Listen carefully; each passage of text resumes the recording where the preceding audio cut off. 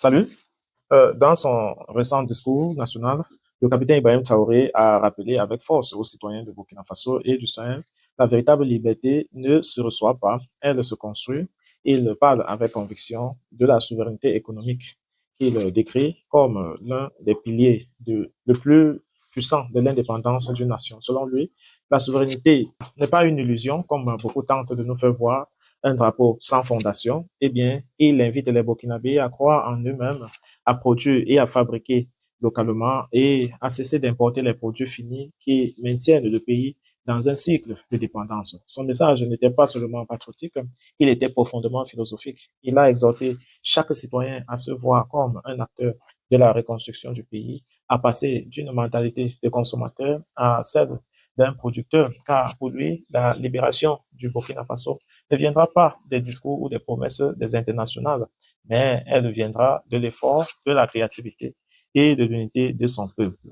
Mais aussi inspirante que soit cette vision, elle soulève des questions stratégiques et réalistes. Cette souveraineté économique est-elle réellement atteignable dans les conditions actuelles?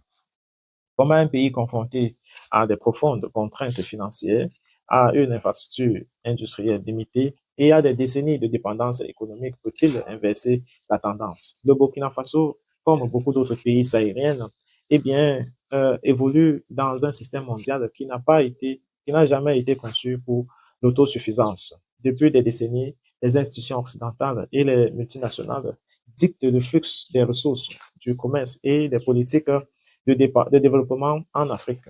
La structure économique de dépendance ne s'est pas construite par hasard, elle s'est imposée avec le temps.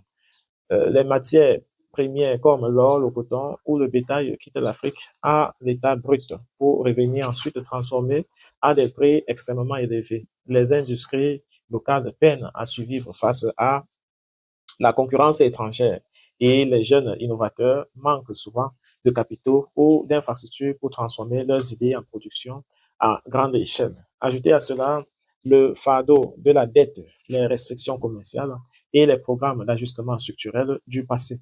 Et vous comprenez pourquoi de nombreux pays africains restent piégés dans ce cycle interminable. Lorsqu'Ibrahim Traoré appelle les Burkinabés à produire ce qu'ils consomment, il appelle en réalité à une révolution mentale et structurelle. C'est un défi lancé au status quo, un refus de la dépendance économique et le début d'un modèle qui place la résilience et la créativité africaine au centre du développement. Mais le chemin vers cette souveraineté est semé d'obstacles